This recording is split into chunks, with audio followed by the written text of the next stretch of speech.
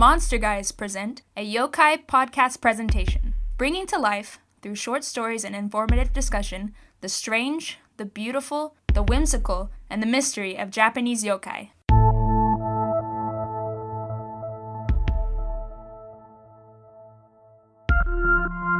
Now please enjoy a story about the Dorotabo, in a story titled Fields of Hate, written and narrated by C. Michael McGannon, presented by the Monster Guys.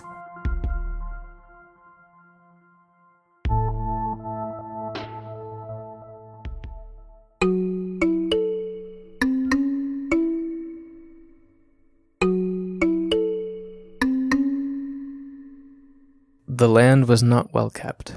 If anything, the field was dry and infertile. But Hayashi did not mind it for the low price at which it was being sold. This would be his home now. He would take great measures to make the rice paddy thrive. The owner of the land was a man named Saito. He was an unruly figure, his eyes rimmed red and his hair a mess. The man seemed exhausted and paranoid, piquing Hayashi's interest. Still, the two men hardly exchanged any words. "Anything I should know about the place?" asked Hayashi. Saito narrowed his eyes. "It's a rice field. There's nothing else." Hayashi nodded. He continued attempts at friendly conversation. "So has it ever had a good harvest? It looks like it's seen better times." "Bah! There was an old man who broke his back working at the field, and it barely provided for his family even then. If you want my advice, do something else with the land." Saito looked over his shoulder at the rice field, his eyes wild for a moment. "I see. If I ever need to contact you, don't contact me." Soon after, Saito set out, leaving behind a palpable air of bitterness. Hayashi surveyed his new land with a serious look, arms crossed across his chest. It would take some work, but he was willing. Tired from his journey, Hayashi spent the day setting up the few possessions he had brought with him in the small house on the land. By the time he finished, it was night, and Hayashi decided to turn in early for a good night's rest. Later that night, a mournful yowl woke him. Hayashi rose from his bed and listened. He opened a door and looked out toward the field. The yowling stopped. The night became quiet again. Still. Empty. A sense of unease wafted through the open door, but Hayashi went back to bed and ignored it as best as he could, muttering curses about wild cats and their disregard for the weary. His dreams that night were plagued by an old man, blind in one eye, yelling at him in rage. True to his intentions, Hayashi began his work in the field the very next morning, trying to shake off the dreams from the night before. Saito had left the land a mess, but Hayashi could tell that whoever had owned it prior to him had completed an impressive amount of work. He tried to follow in those footsteps, and began by inspecting the field, the length and width of it all. It was a dirty venture, to be sure. At one point, Hayashi thought he saw an eyeball watching him from the soil, but he laughed it off. What a silly nightmare, he thought to himself, blaming the vision on his restless sleep. On the second day it rained. Hayashi could hardly believe his luck at first, watching the dry field fill with water. He whispered his thanks to whatever spirit or kami had brought this good fortune. But when it continued to rain for several days straight, over-flooding the field, Hayashi started to worry. Too much water would make it difficult for the rice to thrive.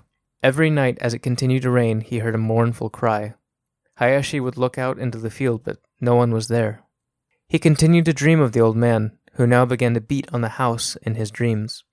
After a week of hard, tiring, and dirty work, Hayashi decided to rest. He was a man that had known an easier lifestyle until now, and was not opposed to rewarding himself before beginning the next stage of work. The farm was still in bad shape, and he was frustrated with how little his hard work had actually accomplished during the rain. Hayashi dressed and left for Edo, which was a short trip, especially when he found another farmer willing to let him ride on the back of his cart.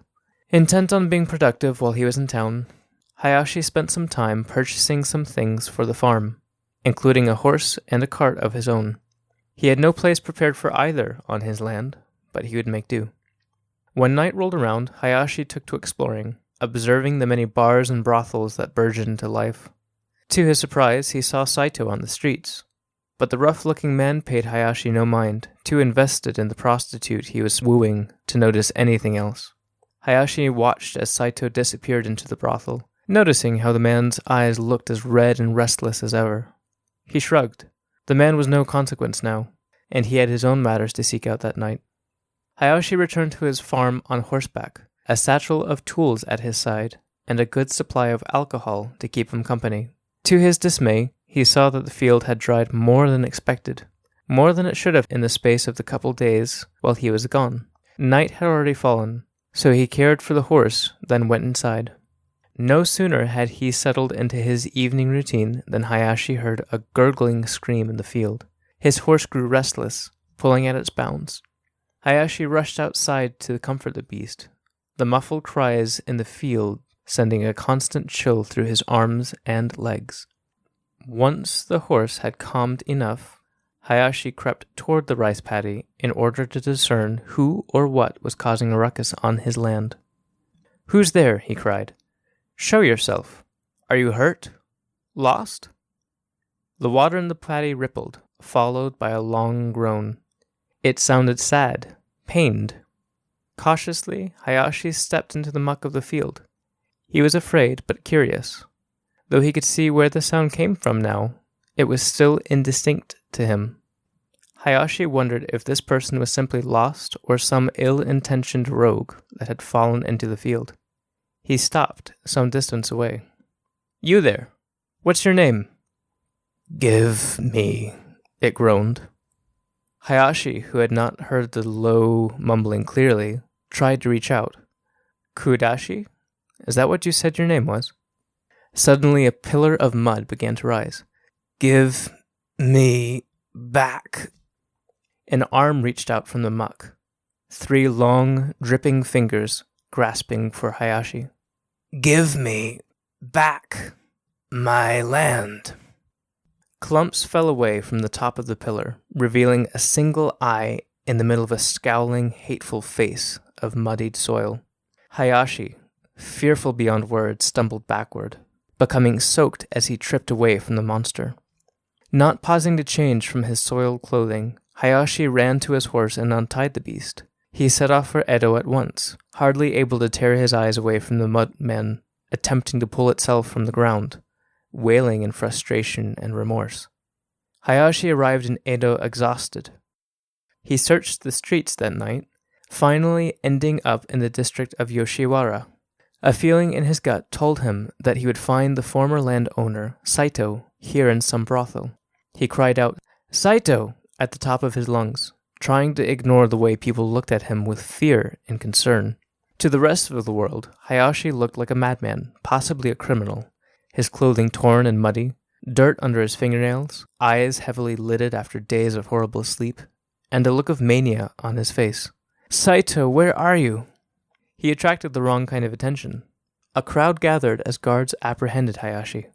They tried to calm him, but he continued screaming for Saito, and they eventually drug him away. He was disturbing the nighttime business of the Yoshiwara district. "Wait," someone called. The guard stopped and Hayashi's head snapped to the figure.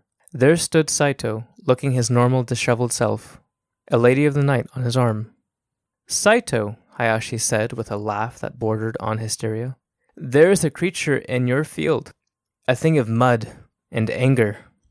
Saito's face flushed, and he nodded, tears swelling in his eyes. He waved the guards away. "I know this man. He's had a long journey and a difficult night. Come, Hayashi, let's have a drink and you can tell me all about it." The 2 men talked well into the night, Hayashi explaining the hard times he'd experienced since purchasing the land. Saito himself regretfully opened up about the nature of the farm. "I know of the creature you speak. It's a spiteful thing. It won't let you sleep at night unless the rice paddy is taken care of. It won't harm you, but it won't leave you alone either. I stopped bothering with it because the land is cheap and I would rather live here in Edo. I did not think it would bother anyone else, though." Hayashi frowned. "Why is that?" "Because that monster is my father. It appeared after he died, when I stopped tending the land. I thought it was only angry with me." Suddenly, Hayashi understood Saito's bitterness, those reds circling his eyes, and his rough appearance. "Look," said Saito, "I've done you wrong, leaving unresolved family matters in your hands. I'll come back to help you get the rice paddy back into shape. After that, I'll leave it to you. Hayashi thought it over for a moment, and then nodded in agreement. He could use the help, even if Saito wasn't good at farming. A second pair of hands would be instrumental. They left Edo the next day, ready for what lay ahead of them, working the field harder than either of them had done before. Hayashi and Saito both were exhausted by the day's end, falling asleep easily. But that night, the screams of the mudman were even worse than before. It sounded like a man being murdered. Hayashi slowly stepped from his bedroom, finding Saito already awake, his face filled with dread. "My land!" came the cry from outside. "Ignore it as best as you can," said Saito, returning to his room. But Hayashi could not. He went outside, seeing the mud creature flailing about. It was a sad sight, almost as if it wanted Hayashi to come forward. In fact, once more, Hayashi entered the rice paddy, the soil sliding between his toes. He approached carefully, eyes narrowing as the mudman seemed to calm. "My," the creature groaned, pointing to a spot in the water between them. "My land." Hayashi nodded. "I know. Your land. We're going to take care of it now." The creature shook its head slowly. "My under the soil." "No, we'll make sure the rice paddy thrives. I promise. Saito and I..." At the mention of Saito, the creature's face bent into a snarl. "My son," it growled. "Yes, your son. He's going to help." "Murr." It pointed again, gesturing harshly at the same spot. "Murderer." I don't understand." The thing sluggishly pulled itself forward, thrusting an arm into the water. Its 3-clawed hand sunk fast into the muck, rooting about until it pulled out something dirty white. Hayashi's blood ran cold. In its hand was a skull, part of the cap cracked and missing. "I told you to ignore it," called Saito from the edge of the rice paddy. Hayashi turned around slowly, looking between the mudman and his son. The mudman sank back into the earth with a regretful weeping. "If you had just ignored it, I wouldn't have to do this." Saito held a thick stick, used for threshing rice usually. "You killed him," Hayashi said. Saito shrugged. "I left that part out." An arm shot out of the rice paddy at the edge of the watery field. It grabbed Saito, holding on like a wild animal latching onto its prey. The murderer cried out in terror, dropping his threshing stick, trying to pry the muddy arm away.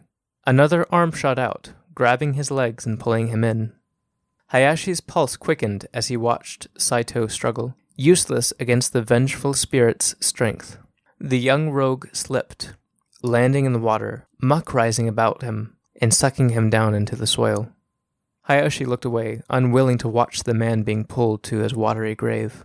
It grew quiet fast, though Hayashi knew that for Saito, it would not be over so quickly.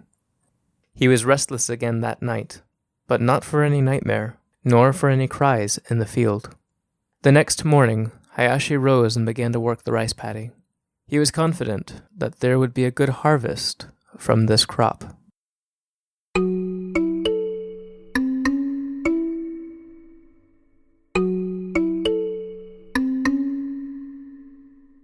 The Dorotabo, a frightening ghost, if I do say so myself. Yeah, some people have called it the mud zombie. It definitely has a ghastly, grotesque image in my head. Yeah, one eye that peers out from a muddied skeleton almost, 3 claws rising out of the mud of a rice field. It's a pretty terrifying vision if you're standing out on your porch looking out your backyard or something.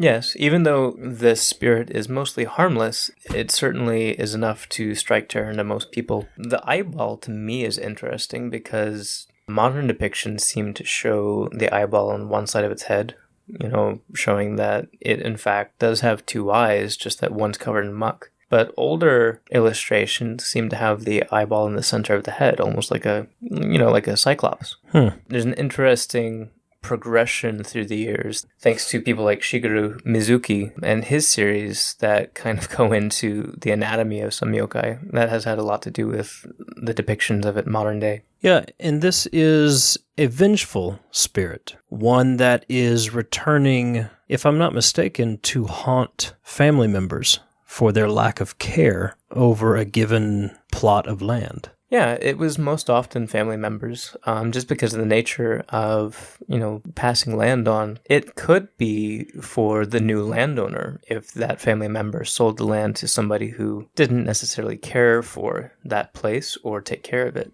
Mainly whoever was there and didn't take care of the place. So it could have been a ghost that haunted a family member who had inherited the land, but could have continued right on haunting anybody who may have purchased that land beyond that. Yeah, if you think about it, back then the way it worked was that whoever was in the business of farming rice, the people who were in power over those regions would give money to the families that lived there and farmed the rice. Spirits that were thought to become Dorotabo were often people who didn't necessarily belong to any of those higher powers. They just did it for their own livelihood. And so they had a much harder time of it. They didn't have any, funding to themselves. They oftentimes didn't get the best pick of the land. So they worked and toiled very hard to make their living. And then to see, especially at that time period, to see that their offspring were just, going to give the land away or not take care of it. I mean, I might be upset and come back and haunt them myself, Very true. It is indeed kind of a freakish visual, this mud creature coming out of a rice paddy, one-eyed, skeletal, three-clawed beast coming back to haunt you, moaning loudly or wailing in the night, not allowing the person who's sleeping on the land to get any sleep, just a constant restlessness of the land. It's interesting because as humans, if we're sensitive to it, a lot of times we can feel the land. We can hear the land. We can kind of sense the ebb and flow of the seasons through the land. And so I wonder, just over time, and especially in a country like Japan historically, where people are so grounded to the land, and the land is so much a part of their lives, if some of this has risen because of how close they feel to the land and how much the land means to them, how important it is to them, and then to feel the land haunted itself over time if it's not cared for. I just interesting to think about how close people are to the land sometimes and what they feel and hear and sense from the land where they're living. Oh, definitely. And again, just the different time periods. I mean, today, not to say that we have it easy, but we don't have to worry about living off the land, whereas they very much did have to. So I think they were very connected to, what they spend each day, working in and breaking their back over to take care of and try to make an earning out of it. Yeah, in America, the grocery store is really a quite recent invention. 1950s, 60s time frame. Prior to that, you had to live off of your land and you had to depend on what you could grow. And people were very much in tune with this. And many countries and many people around the world still are today. And I think there's a great movement globally to try to go back to that at some level. I think it does play into a story like this and into a spirit like this where people are so very attached to their land and can literally hear and feel their land communicating with them over time. Well, definitely. And you see some of that in the story as well, because that's actually something that was happening around that time period. The Yoshiwara district, it was actually known as a pleasure district. It was a place where a lot of people would go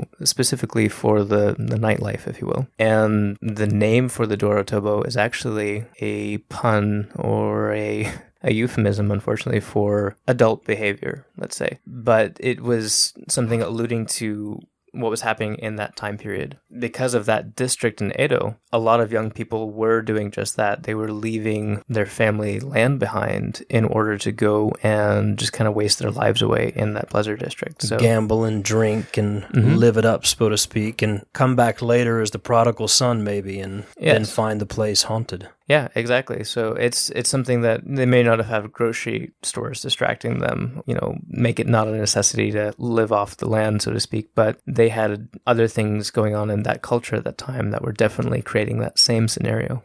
Yeah, very good. This week's Yokai podcast featuring the Dorotabo, an interesting and kind of an offbeat yokai, in my opinion. So many of them are whimsical. So many of them are downright terrifying. This one is just kind of, it's there. It's haunting. It's eerie. It's not necessarily dangerous or harmful, but it's there. So an interesting creature unto itself.